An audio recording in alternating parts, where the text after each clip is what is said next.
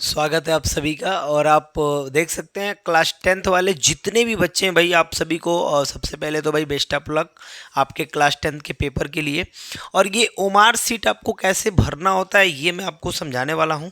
तो इसको हम खूब अच्छे से देख लेने वाले हैं, ठीक है, कि कैसे हमको ओमार सीट भरना है। ठीक है, तो देख सकते हैं ये मैं एक एग्जाम्पल आपको समझा दे रहा हूँ, इसी के हिसाब से आप अपना ओमार सीट भरिएगा। ठीक है, गलती नहीं करना है, ये ध्यान में रखना है। ठीक है, सबसे पहले तो देख लीजिए परीक्षा तिथि दे रहा है, यहाँ पे भर के भी आपको बता दिया गया है ताकि आपको दिक्कत ना हो। ठीक है, सबसे बड़ी बात है कि ये आपको कभी भी गोला के जो है इधर उधर नहीं भरना है। ध्यान रखिएगा कि गोला से बहुत ज़्यादा बाहर आपको नहीं जाना है, एकदम गोला को ही जो है गोल करना है। ठीक है, ध्यान रखना है। और यहाँ पे देख लीजिए, यहाँ पे अनुक्रमांक रोल नंबर आप डालेंगे। ठीक है, तो यहाँ पे परीक्षा का डेट रहेगा, डेट आप डाल दीजिएगा जैसे दिया गया है।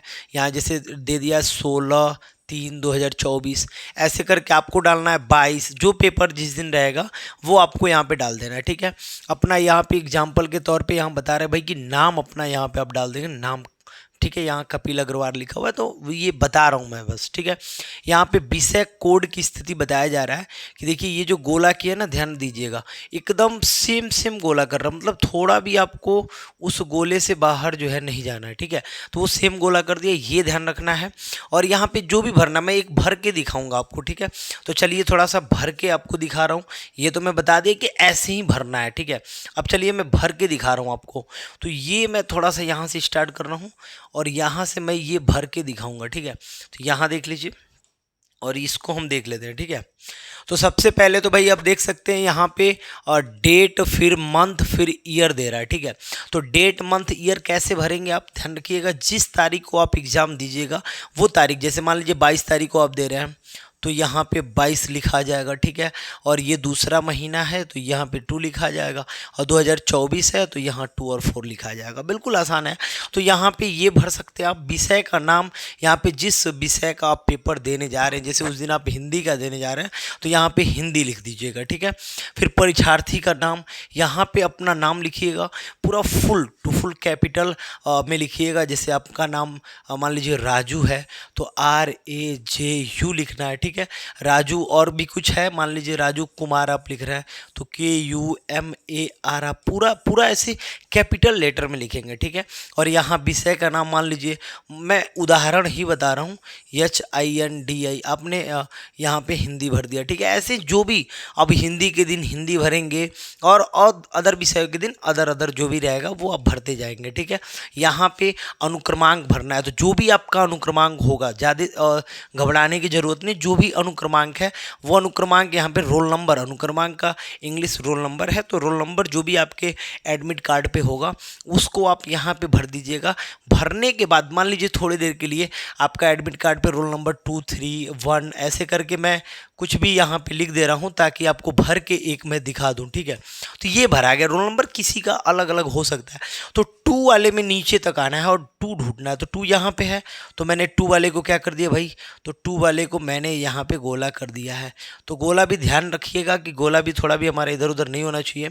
3 को हम ले लेते हैं तो 3 को हम भर के दिखा देते हैं। ठीक है, तो ये ऐसे करके आपको भरना है। ठीक है, तो ये ध्यान में रखिएगा, ऐसे आप भर लेंगे तो ये अनुक्रमांक फाइनल हो जाएगा। फिर विषय कोड जो आपको पेपर मिलेगा उसके ऊपर कोड लिखा रहता है, 551442 ऐसे करके कोड लिखा रहता है, वो कोड आपको यहाँ पे डालना है।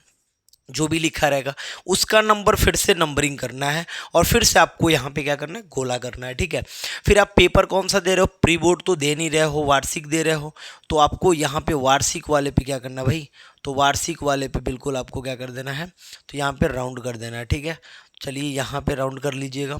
फिर आप कौन से पेपर दे रहे हो, तो 9th का, 10th का, 11th 12th, तो चूंकि आप 10th देंगे तो 10th में भरेंगे, 12th देंगे तो 12th में, वैसे 12th में भी भरा सकता है। ठीक है, यहाँ पे पंजीकरण संख्या दे रहा है, मतलब कि रजिस्ट्रेशन नंबर भी होगा, तो ये भी आप यहाँ पे भर सकते हैं। और जितना नंबर यहाँ पे आप डालेंगे, एक चीज़ और, यहाँ पे 10 आप डालिएगा तो यहाँ 10th लिख दीजिएगा। ठीक है, और यहाँ नंबर डाल के उसको ढूंढ के हम यहाँ पे भर देंगे।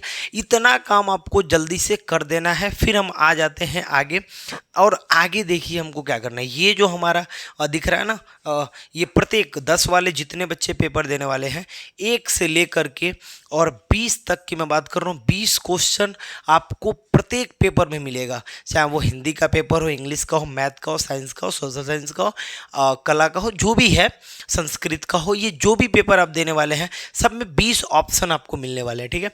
अब उस 20 ऑप्शन में करेंगे क्या, आप थोड़ा सा ध्यान दीजिएगा। उस 20 में पहला खूब अच्छे से पढ़ेंगे, 4 ऑप्शन रहेगा, जो आपको लगेगा जो सही है, आप अगर जो मान लीजिए कि चारों सही है, जैसे जो आपको लगेगा कि ये एकदम सटीक सही है, उस पर आप टिक करेंगे और उस पर आप गोला कर लेंगे। तो सी सही है मान लीजिए, तो सी पे आपने गोला कर दिया, ठीक है भाई।